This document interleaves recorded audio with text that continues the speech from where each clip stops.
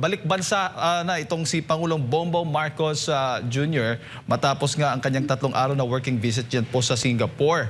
Ano ho ba? Gaano ba kahalaga? O ano bang kahalagahan itong, itong working visit ng Pangulong Bongbong Marcos Jr. dyan sa Singapore, Ma'am Cora?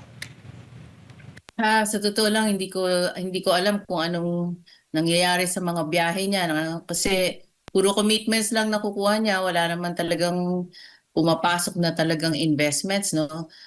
Maganda na bumabiyahe siya pero hindi ko alam kung magkano ginagastos niya diyan kasi laging malaki ang delegation niya, no. So maraming taxpayers money ang nagagamit para sa mga biyaheng ganyan. Pero ang nakita natin nung isang taon, bumagsak pa rin ang foreign direct investments. So wala pa rin talagang masyadong pumasok na kapital para mabigyan ng trabaho ang ating mga mamamayan. At nakita rin yan dahil tumataas ang unemployment rate.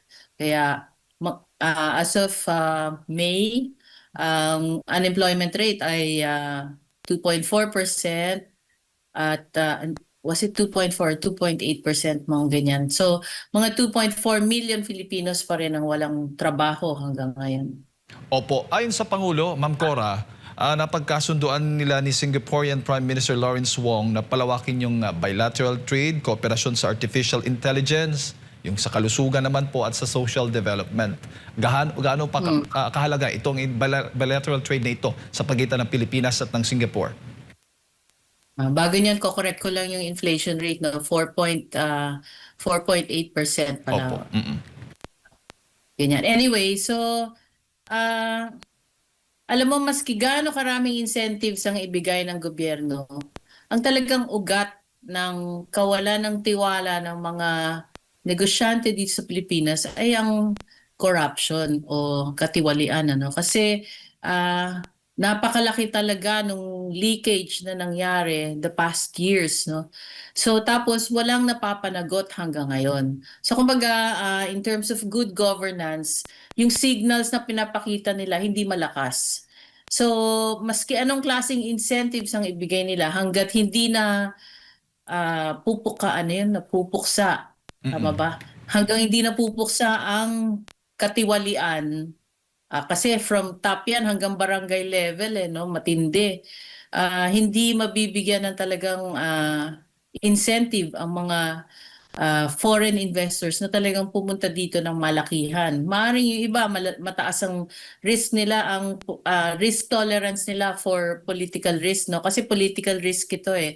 Isa pang worry ay ang succession issue, no? Kasi kagaya ngayon, nagkakaroon ng impeachment, no? Impeachment trial sa ating VP. At alam naman natin na ang pinakamalakas na kandidato kasi in-announce na niya na magkakandidato siya sa 2028. Siya yung pinakamalakas ngayon, pero gusto siyang tanggalin, ano? Kasi pag na-impeach siya, hindi siya pwedeng tumakbo ulit. Yun ang pagkakaintindi ko, no? Opo. So, gusto siyang tanggalin sa political scene. So, isa pa yung concern kasi yung succession issue hindi malinaw ngayon.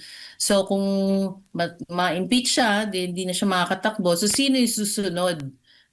Kasi ang lahat ng mga iba pang parang nagpapa or nagsasabi na gusto nilang tumakbo, mabababa ang mga ratings, no?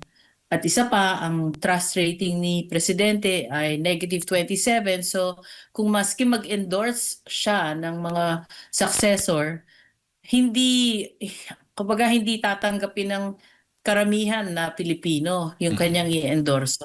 So yan ang isa sa pinaka-concern ngayon, yung succession issue. Kaya mataas pa rin ang political risk. Kaya mahirap pa rin na magtiwala ang mga investors dito sa Pilipinas dahil dyan. Opo. Pero Ma'am Cora, usually ba kapag ang marami pong mga investment pledges, ilang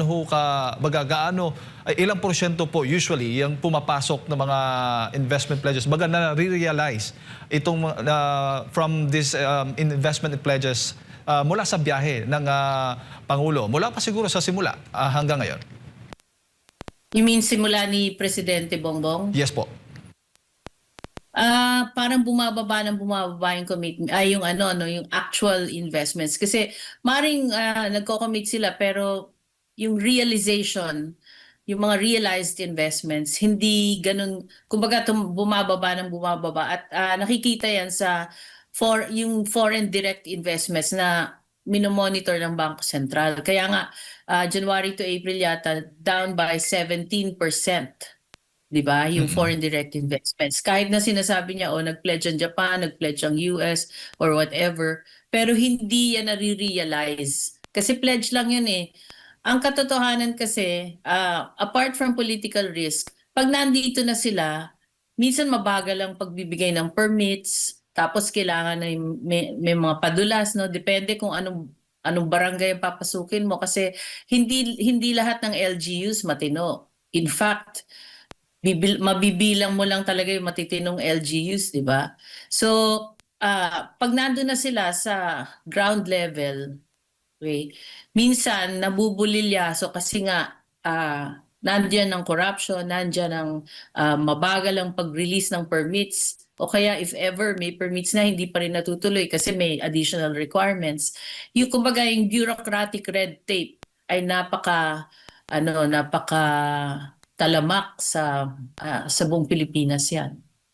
Opo, opo. At siyempre, ano bang tawag mo doon sa mga pahayag ng Pangulo, reports ng Malacanang na dahil dito sa pagbisita, itong working visit ng Pangulo, maraming trabaho ang mabubuo, parang ganun po yung pinapakita sa ating mga kababayan. Ilang beses ko nang sinabi na mahilig mambudol ang presidente natin. Sasabihin niya yung gustong marinig ng mga tao, di ba? Sinasabi niya, oh, tataas ang GDP ng 6%, 2.8% lang ngayon. Ang bigas babagsak to 20 pesos per kilo. Never bumagsak yan on a nationwide scale. Kasi talagang hindi pwede, no? Talagang babaratin mo naman yung mga farmers na mawawala naman ng kabuhayan. Marami siyang mga sinasabi, kagaya niya, yung mga pledges na hindi naman nangyayari kasi yung foreign direct investments, bagsak pa rin. Ang unemployment, tumataas. Underemployment, mataas. So, tapos inflation mo, 6.8%, pinakamataas sa Asia. Ang kuryente, pinakamataas sa Asia. So, nasaan manggagaling yung kumpiyansa? Diba? So, kaya ang hirap paniwalaan maski anong sabihin niya ngayon kasi marami sa sinasabi niya hindi nagkakatotoo. Opo, at meron ding bagong anunsyo na ito ngang palalawakin pa yung pamimigay ng cash assistance sa ilalim nga ng Uplift program, Ma'am Cora. Ang sinasabi po ng mga advisor ng Pangulo, nasa upper middle income na tayo. Pero ano bang ibig sabihin nito? Na ito yung pamimigay ng mga ayuda ay pinapalawak pa kung upper middle income na ang ating bansa? Hindi nga ayuda ang kailangan trabaho. Dapat magbigay sila ng trabaho. So kumbaga, dapat yung perang yan, imbis na karamihan dyan gamitin sa ayuda, maggawa sila ng mga investments, no? Kunwari, infrastructure investments, para magkaroon ng trabaho yung mga tao. Kasi ang infrastructure, maraming ini-employ yan eh. Kunwari, yung railway system na nilipat yung pera, imbis na ituloy yung railway project at saka yung ano nga ba yun, Mm-mm. yung subway project dito sa Luzon, yung railway project sa Mindanao, Vismin yun. So, hindi nila tinuloy, linipat yung pera para pambigay ng ayuda. Parang mali naman yata yun kasi ang mangyayari, imbis na masustain yung income, di ba? Kasi pag trabaho binigay mo, tatagal yung pera kasi every month may nakukuha yung mga empleyado. Kung ayuda, 1, 2 buwan, ubus na yan. Mm. So malaking aksaya yan ng government funds. Kumbaga, okay, you're giving it to the people pero hindi productive yung pera yun. Kasi unang-una yung ayuda, after 2 months, wala na. Tapos yung project hindi natutuloy which is supposed to serve the interest of the general public. Diba? So parang nasasayang talaga yung taxes na binabayad natin. Kasi pang maiksing panahon lang yung sineserbisyo niya imbis na pang matagalan. Opo, yung problema nga walang mag-i-invest, walang mga infrastructure projects tayo ngayon, kaya wala tayong trabaho at Yeah. Ma'am Cora. At isa pa sa ayuda, napakataas ng leakage dyan. 'Di ba sinabi dati ni Mayor yung sa Baguio? Magalong, Mayor Sabi Magalong. Mm. Mayor Magalong, sabi niya, di ba, may 30-30 scheme, may 777 scheme, ganyan. Kasi yung leakage, kumbaga, bago dumating sa mga tao, nabibigyan yung congressman, nabibigyan yung barangay chairman.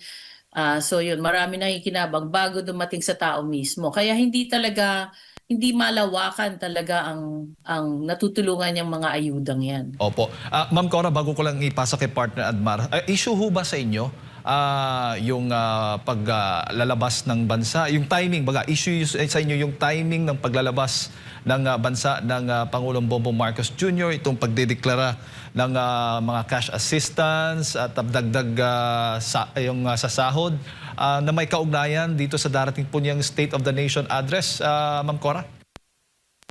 Maaari, may posibilidad na gano'n kasi alam niyang negative ang kanyang net trust rating at negative din ang kanyang net approval or satisfaction rating.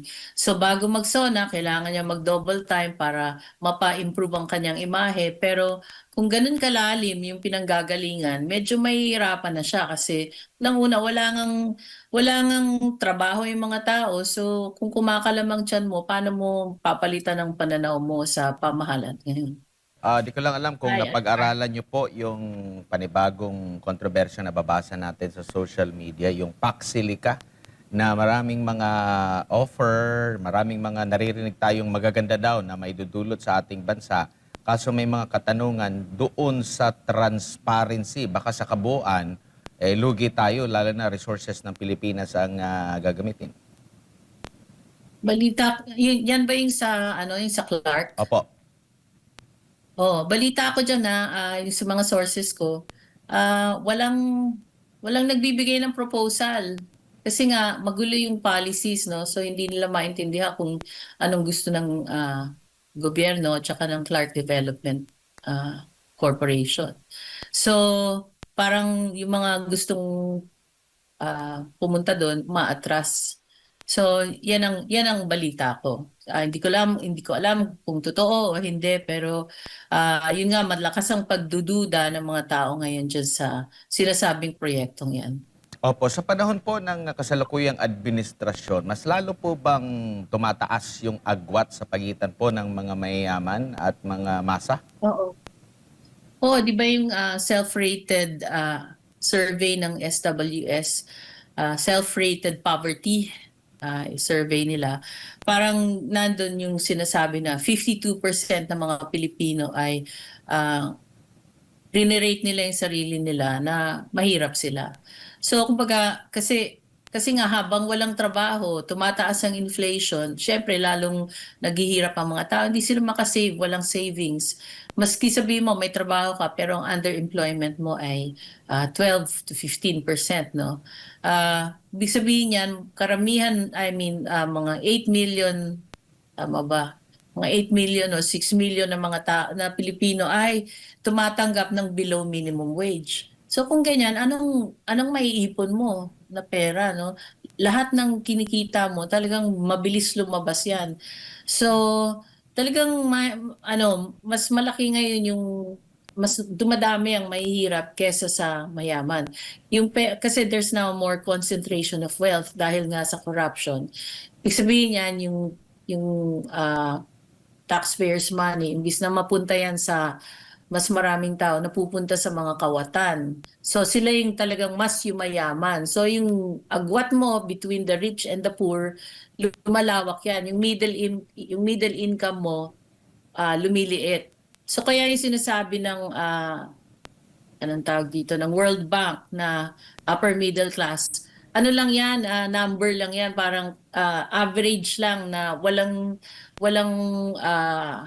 breakdown, no? Hindi nila bini-breakdown yung upper, middle, and low income classes. Kung ano na yung estado ng mga yon. So ang makikita natin ngayon, lumiliit yung middle income, tumadami yung lower income, tapos yung higher income tumataas din. So nagkakaroon ng malaking agwat yun. So kumbaga, malaking factor din dahil hindi naman talaga sinurvey kung ilan talaga yung nasa middle Oo. income na. Dahil sa yung mga mayayaman, tumaas pa yung kanilang mga kita, maaring ito yung nakahata kung bakit tayo nandito sa level batay sa sinasabi ng World Bank. Hindi sa mataas ang kita nila, pero yung corruption matindi. So, baga hindi honest yung pagkukuha nila yung pag-earn nila ng pera, no? Yun yung nakakalungkot doon kasi yung mga honest workers mabababa ang kinikita. Whereas yung mga dishonest officials, yan ang kumakalap ng malalaking amounts of money. Kaya yung maleta issue naging malaking issue yan sa Congress o sa Senate na hindi nila tinutuloy ang investigasyon dyan kahit na napakaraming witness na gustong tumistigo.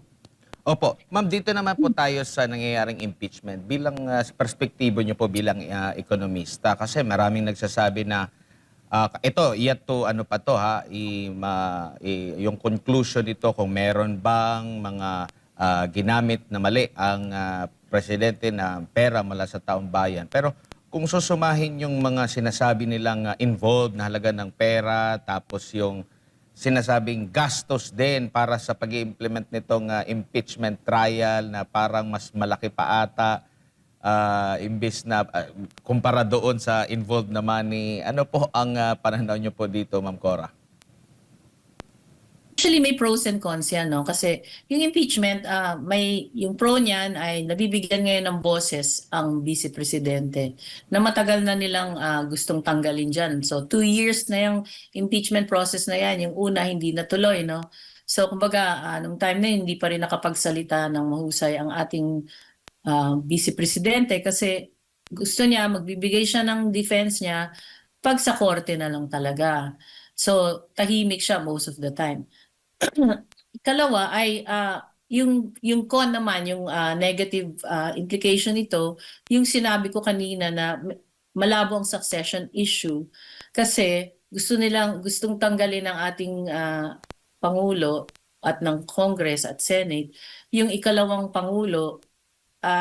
Siya yung pinaka-popular ngayon, di ba? So, magtataka kayo, napakataas ng trust rating ng ating vice presidente kumpara sa ating pangulo, pero siya ngayon yung tinutugis sa impeachment na yan. Ikalawa, yung ginagastos nilang pera, I heard it's about 25 million pesos per day just on the impeachment trial. Kung tatagal yan ng tatagal, napakalaking gastos ang naaaksaya. I wouldn't say naaaksaya, pero parang magtataka ka, kailangan ba talaga yan gastusin na ganyang kalaki? Yung taxpayers' money, imbis na mapunta, so yun nga, sa pagpapatayo ng mga infrastructure at saka magbigay ng trabaho sa mga Pilipino. Kasi nakikinabang lang dyan sa 25 million per day na yan, yung Senado. Diba? Kasi yung sweldo, yung mga ginagastos dyan during the hearing, sino lang ang nandyan? So konti lang ang nakikinabang sa perang yon na 25 million per day. Opo, dito po sa epekto nga ng impeachment po, ma'am, ito po ba ay wala po bang bansa sa buong mundo na may matatag na ekonomiya na hindi maapektuhan ng kanilang economy po kapag merong nangyaring kagaya nitong mga isyung kinakaharap ng Pilipinas? Pakiklaro lang yung Opo, question kumbaga, mo. halimbawa, may isang matatag na bansa, yung ekonomiya, tapos may biglang kagaya sa Pilipinas na nagkaroon ng sigalot sa mundo ng politika, nagkaroon ng impeachment laban sa ikalawang pinakamataas na Pangulo, talagang maapektuhan ang ekonomiya kahit gaano pa katatag yan. Actually, binabantayan ko nun yung kay President Trump, no? Kasi bago siya naging presidente for the second term, marami rin siyang pinagdaanan na impeachment at saka maraming kaso na final against him. Parang parehong-pareho nga yung track nila ni Sara Duterte kasi ganun din ang ginagawa sa kanya ng mga kalaban niya. Kung anong ginawa ng Democrats kay President Trump, yun ang ginagawa ngayon kay Vice President Duterte, no? So, makikita mo no, nanghina rin talaga yung ekonomiya ng US kasi maraming kawatan sa Democrats eh. So, yung leakage napakalaki kaya mabuti na lang malakas ang loob nitong si President Trump.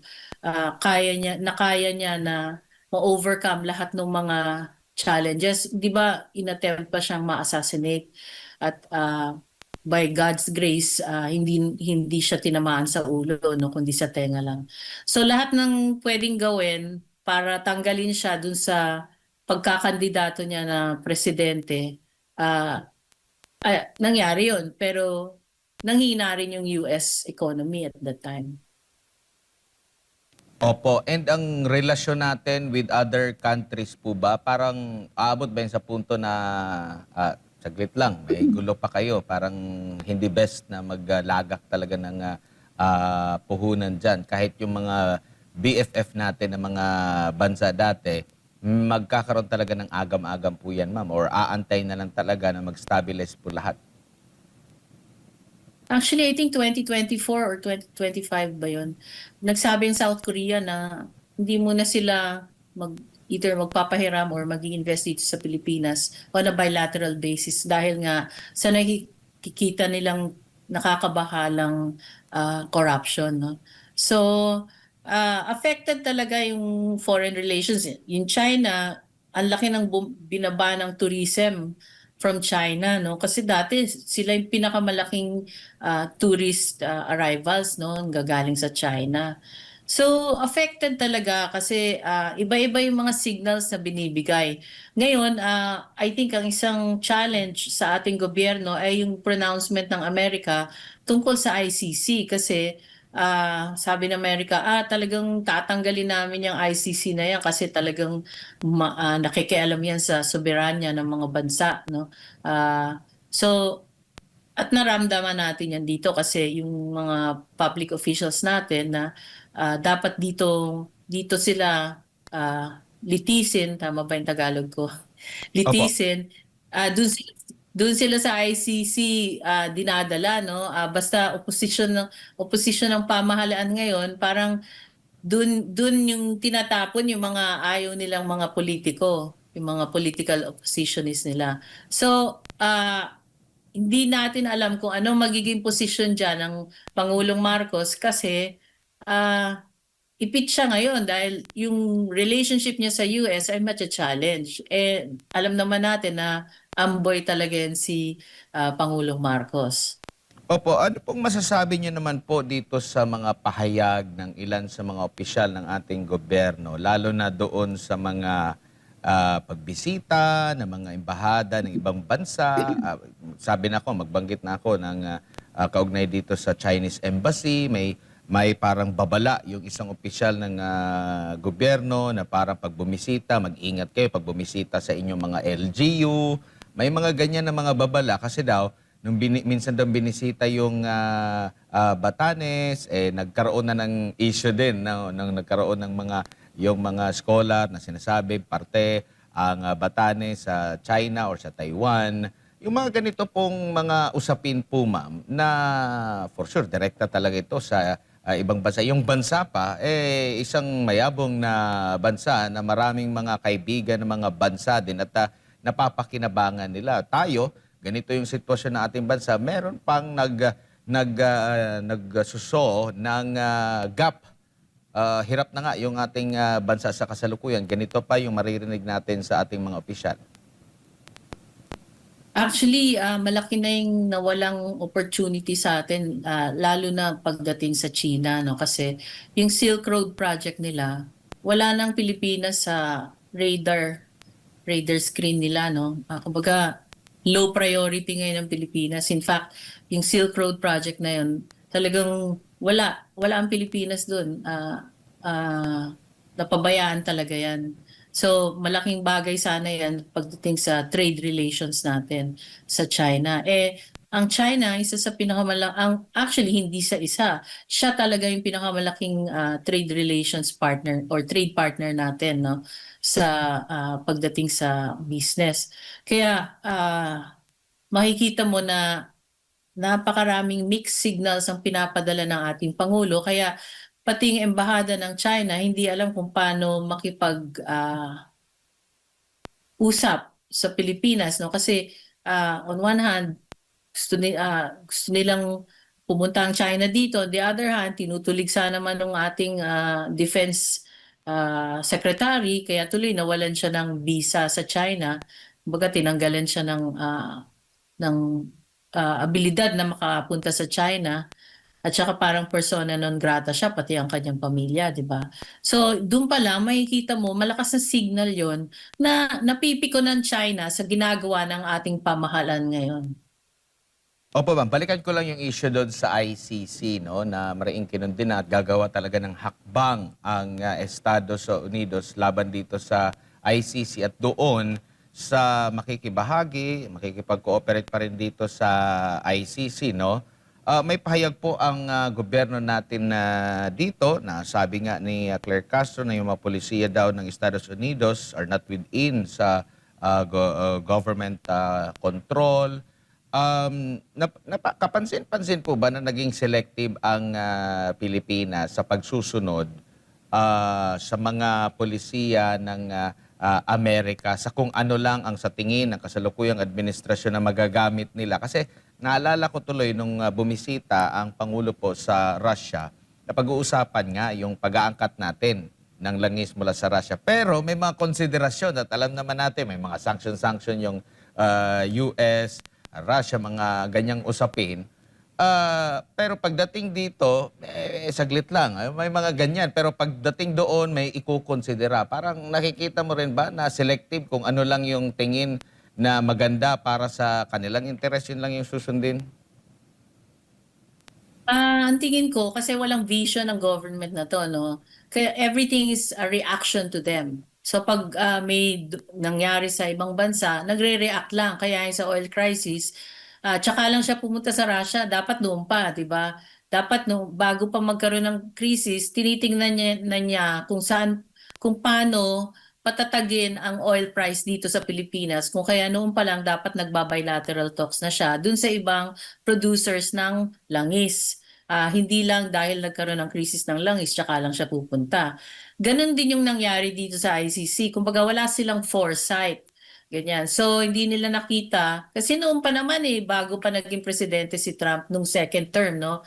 Maski nung first term pa lang niya, galit na yan talaga sa ICC. So, parang hindi nila nakonsidera yan nung pinadala nila si FPRD dyan sa The Hague, no? Kaya kumbaga ngayon, hindi nila alam kung paano sila magre-react.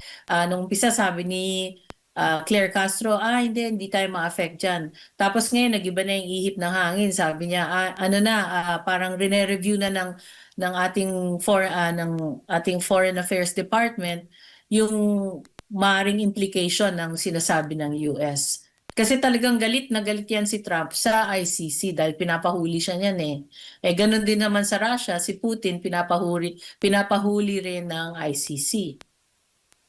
Huli na lamang po, ma'am, muling sumiklab po ang gulo dyan sa pagitan ng Estados Unidos at Iran. Alam naman natin yung unang bugso, grabe yung epekto niyan sa Pilipinas, maaring or makikita ba natin na babalik ulit tayo doon sa problemang kinaharap natin una?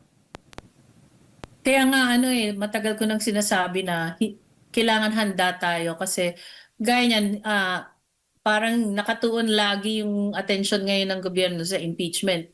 Wala na sa economic items, no, na kailangan talaga. At nung ko pa sinasabi na ang Iran ay napakahirap kausap kasi binibreak talaga nila yung mga promises nila. So hindi pa tapos ang krisis dyan. So maaaring bumababa tapos aakyat. Kumbaga may volatility yung oil, yung crude oil price, no. So hangga't hindi pa nare-resolve yan, dapat handa ang gobyerno natin na i-address yung inflation, yung baba ng presyo ng gasolina kasi sa Asia tayo yung pinakamataas ng inflation. Kumbaga yung iba nasa less than 2% or less than 3%. Tayo nasa 6.8%. So anong plano nila para hindi maging volatile yung presyo ng gasolina kasi talagang hindi lang disincentive yan sa mga Pilipino kundi pati sa mga investors kasi ba't sila pupunta dito ang taas ng gasolina, ang taas ng diesel, di ba? So doon na lang sila sa ibang bansa. Opo. Ma'am Cora, huling issue na lamang dahil nga ay opisyal ng naibenta ng gobyerno itong buong palapag ng The Atrium Makati kung na-monitor po ninyo ito sa isang pribadong developer sa halagang 1 bilyong piso. Gaano ho ba kahalaga itong ganito pong pagbebenta ng mga government assets sa pribadong sektor, Ma'am Cora?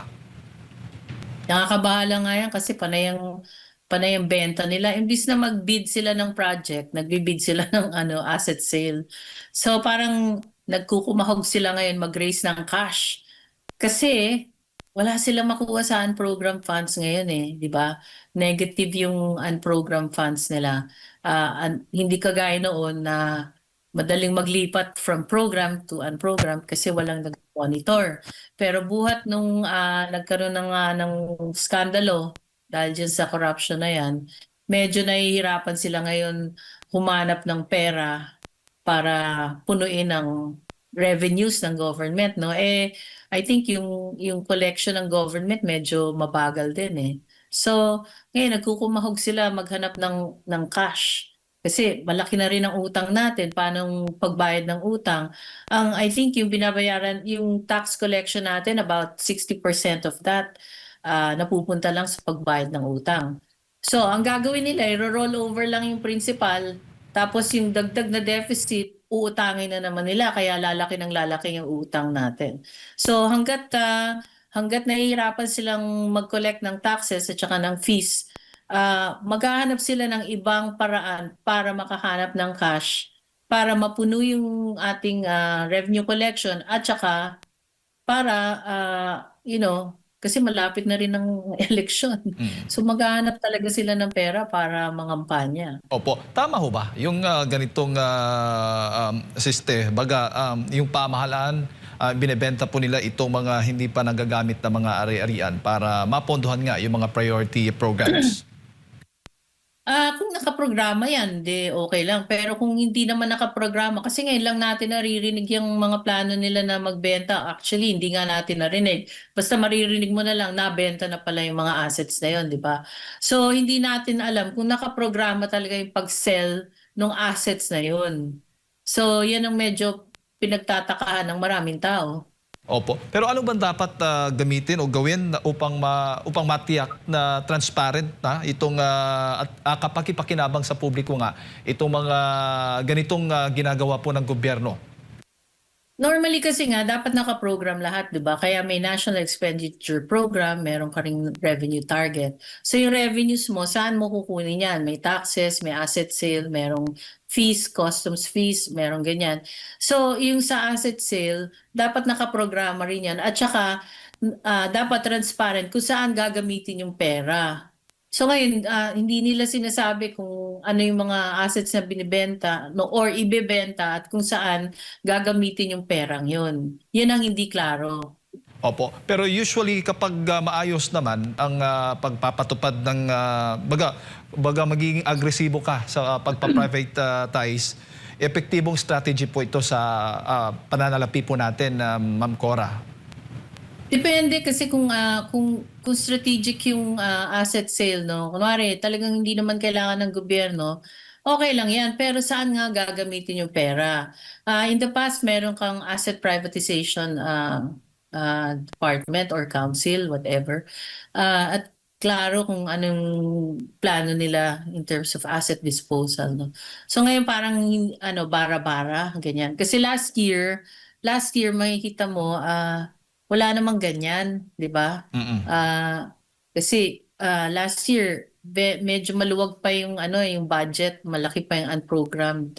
Pero this year medyo nabawasan talaga yung ability nila para mag-create ng unprogrammed funds. So ngayon nagkukumahog sila kung saan sila kukuha ng additional funds, no. Oo. So yan ang nakikita ko kung bakit biglang nagkaroon ng series of asset sales ang gobyerno. Oo, para bang mahahalin tulad mo yan sa isang pamilya na o sa isang tao na nagsasangla na ng mga gamit dahil wala nang pambayad. Oo, ganun. Mm-mm. Oo. Kasi either mangutang sila o magbenta nga sila ng mga assets. Ganyan kasi medyo may pagka-desperado na yung tayo ng kanilang pondo, yung kanilang budget, no? Opo. So pag maganda pakinggan pero may masamang epekto o baga negatibong epekto naman. Oo, may negatibong epekto sa perception, no, ng mga tao kasi unang-una walang transparency at second yun nga, it adds to the distrust ng hindi lang ng taong Pilipino kundi yung mga dayuhan, mga foreigners at mga investors. Opo. Siguro Ma'am Cora, yung mensahe nyo na lamang po sa ating mga kababayan na ngayon nanonood po at nakikinig sa inyo sa mga oras na ito. So ngayon, palapit na ang SONA ng presidente, lahat ng pwedeng gawin niya para maging positive ang kanyang rating o kaya ang pananaw sa kanya ay gagawin niya, no? Pero puro salita lang yan. So mag-ingat tayo kung anong gusto niyong paniwalaan, magsaliksik kayo para hindi kayo nabubudol ng ating pamahalan ngayon kasi napakarami nilang promises na in the past nakita naman natin na yung mga pangako nila yung lahat napapako. So hindi natutuloy. So hanggang ngayon humihingi ako ng reform. Dapat yan ang hingi natin na malaking pagbabago at talagang dapat kung anong sinasabi yan ang gagawin.